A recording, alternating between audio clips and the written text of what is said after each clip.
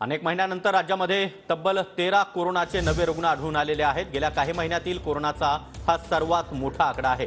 अहवालाप्रमाणे राज्यामध्ये 24 सक्रिय रुग्ण, त्यातील 19 मुंबईत आहेत आणि मुंबईतील कोरोना रुग्ण संख्या सध्या त्यांना होम क्वारंटाईन करण्यात आला। याचाच आढावा घेतलाय आमच्या प्रतिनिधींनी, पाहूया। मुंबईत सुद्धा पुन्हा एकदा कोरोना डोकं वर काढत असलेली स्थिती आपल्याला पाहायला मिळते। काल राज्याच्या अहवालानुसार एकूण राज्यात 13 सक्रिय रुग्ण असलेले आपल्याला पाहायला मिळते। बाजूचंच राज्य जे आहे कर्नाटक, त्या ठिकाणी सुद्धा वेगवेगळे निर्देश देण्यात आलेले आहेत। 60 वर्षावरील जे नागरिक आहेत त्यांना मास्क बंधनकारक करण्यात आलेले आपल्याला पाहायला मिळते।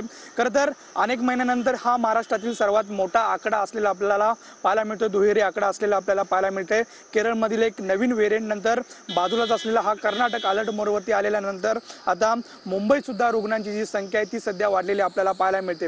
एकूण राज्यात 24 सक्रिय रुग्ण आहेत आणि त्यापैकी 19 रुग्ण हे मुंबईत आहेत। हे सर्व जरी रुग्ण होम क्वारंटाईन असले तरी सुद्धा आता अलर्ट मोडवरती येण्याची जी गरज आहे ती सध्या पडलेली आपल्याला पाहायला मिळते। कारण बाजूचं असलेलं कर्नाटक राज्य आणि केरळमधील नवीन व्हेरिएंट, केरळमध्ये वाढत्या रुग्णांची स्थिती पाहून पुन्हा एकदा महाराष्ट्र सरकार किंवा मुंबई प्रशासन पुन्हा एकदा अलर्ट मोडवरती येण्याची गरज आहे। तशा सूचना, योग्य आरोग्य सुविधा पुरवण्याच्या सूचनाही आता प्रशासनाकडून देण्यात आलेल्या आपल्याला पाहायला मिळते।